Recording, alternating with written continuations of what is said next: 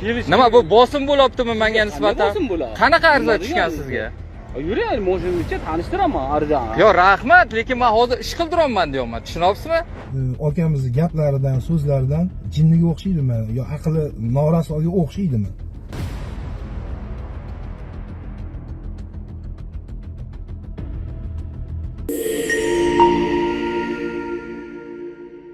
Qashqadaryo bugun yangiliklar nashrining oldi mavzularini egallab kelayotgan manzillardan biriga aylanmoqda.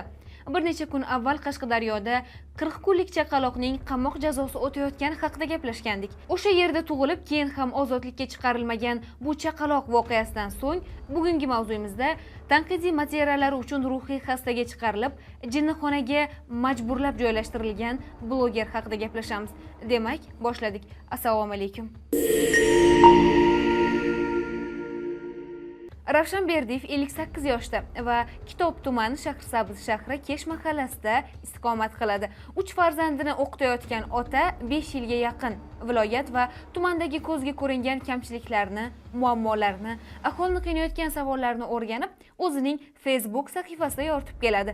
Namuna sifatida shu videoda ko'rishingiz mumkin. Men sizlarni majburlayotganmi? Bu haq huquqlari, sizlarga sharoit yaratib berish kerak.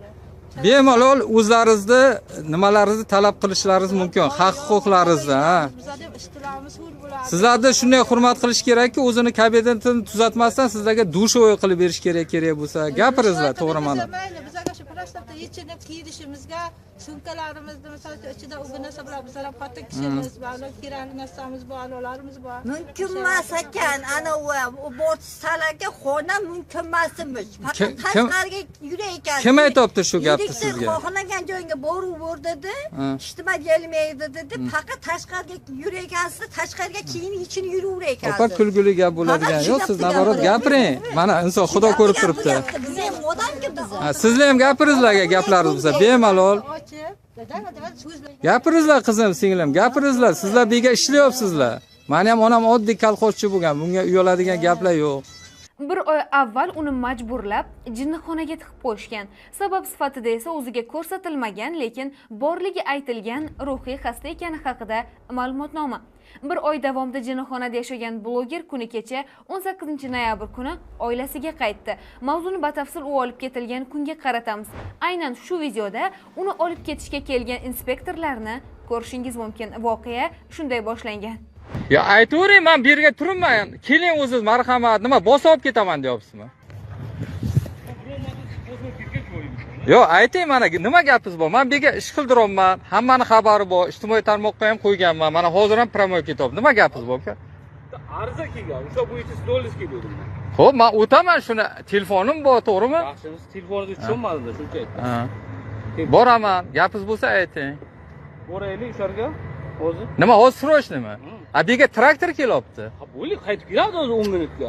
Men boraman deyapman sizga. 2 kun boramiz, kelamiz. Men hech qanday отказ qilayotganim yo'q. Mana texnika keldi. Men ijtimoiy tarmoqqa aytib o'tganman. Necha minutga bo'ladi texnika? Mana shu yerda qildirib, ko'mdirgandan keyin boraman. Hech qanday sizga e'tiroz bildirganim yo'q.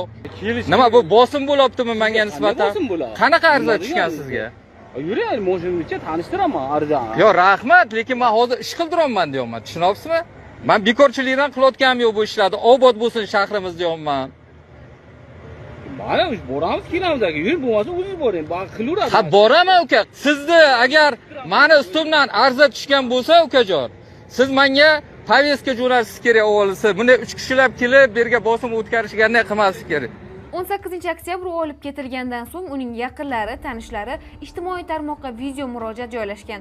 Ya'ni kimgadir paxta qo'ymasdan haqiqiy kamchiliklarni, ikkiyuzlamachiliklarni yoritgani uchun bugun uni jinniga chiqarishdi.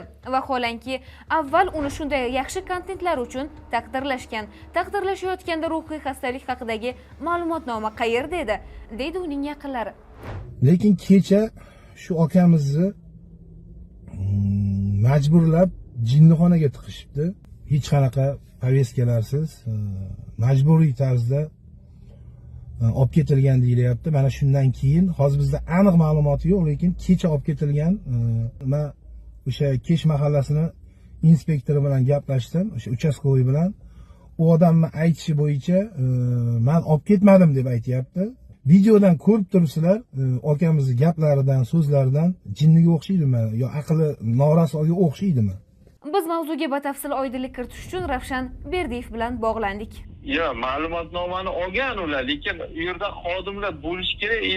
Uyimga men o'sha yerda aytib o'tganman, men uyim bor, poyezdka jo'natish kerak edi, yo qo'shilib kelish kerak edi. Singlim mavzuni savollarga javob beraveraman. Ularni qilgan xatosi ularga plyus tomoni, что men действительно nima hisoblayman-da endi tavba qildim.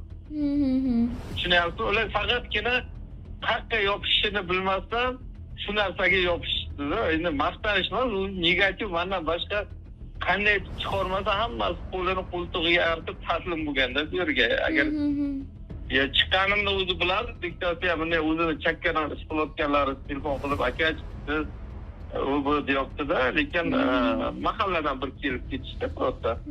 Hatta nima deydi, ularga o'sha yerdan ba'zi chiqarguncha aka iltimos birovni indamaydi dedim. Qanday indamay, odam indamay tura oladimi? Uning so'zlariga ko'ra, u bunday tanqidiy materiallarni 5 yildan beri yoritib keladi va buning uchun bir necha marta unga nisbatan ma'muriy sudda ish qo'zg'atilgan, bir necha marta jarimaga tortilgan va ba'zida tahdidlarga ham uchragan.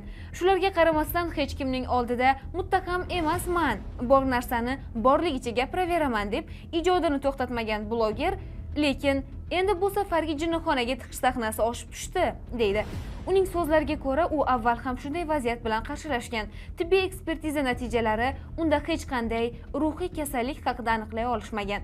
Keyin hokimiyat mas'ullar uni maxsus tekshiruv uchun Toshkent shahriga jo'natishgan.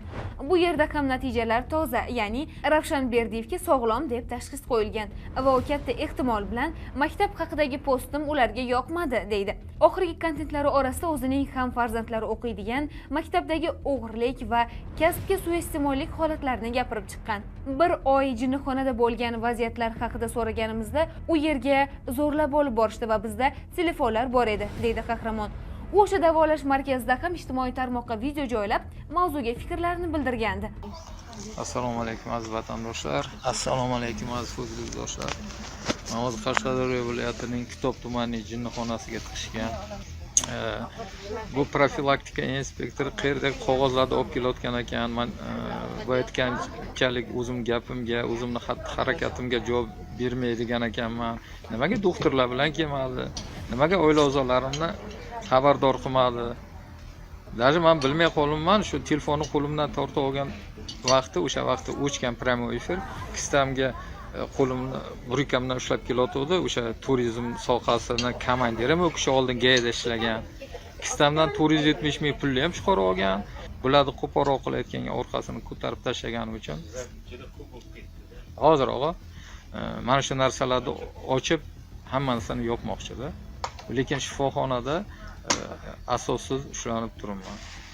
Chunki ijtimoiy tarmoqda qo'ygan narsam, u temir yo'l bilan boshqa bo'ladimi, hammasi asosiy qandaydir foizi o'sha ijobiy yechilgan, qolgani turibdi. Ana shu videodan keyin shifoxonada telefondan foydalanish taqiqlanganmish. Qahramonning so'zlariga ko'ra, shundan keyin bemorlar qo'lidan telefon yig'ib olingan. Mani как раз primoy chiqarib olganimdan keyin o'sha telefon ishlatishni zapret qildilar. Qaror holati olib qola boshladilar. Kimdir oilasi bilan gaplashadi, kimdir Rossiyadan gaplashadi. Toshkentda ruxsat berishgandi. Telefonimni olib qolgandan keyin 3 kundan keyin berishgan. Oilam o'sha birinchi kundan so'ra boshlagan, menga mashina olib ketib, ikkita telefonni berishgan, lekin ichidagi hamma ma'lumotlar o'chgandi. Bu qanchalik adolatli?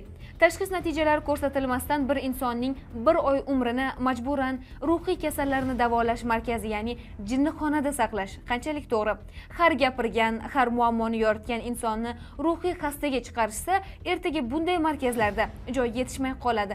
Bu bilan kimnidir qo'rqitish, kimnidir og'zini berkitish yoki kimnidir aqlini kiritib qo'yish haqida o'ylashning o'zi ahmoqona fikr.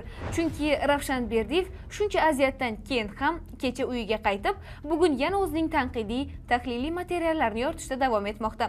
Kimnidir maqtashga, unga yon bosishga, davlat xodimlariga paxta qo'yishga hech kim majbur emas. Muammo yoritganlarni emas, o'sha muammo chiqishiga jimgina yo'l qo'yganlarni ayblash kerak aslida. Mavzu tafsilotlari bo'yicha bizda hozircha shular. Siz ham kommentariyada o'z fikringizni yozib qoldiring.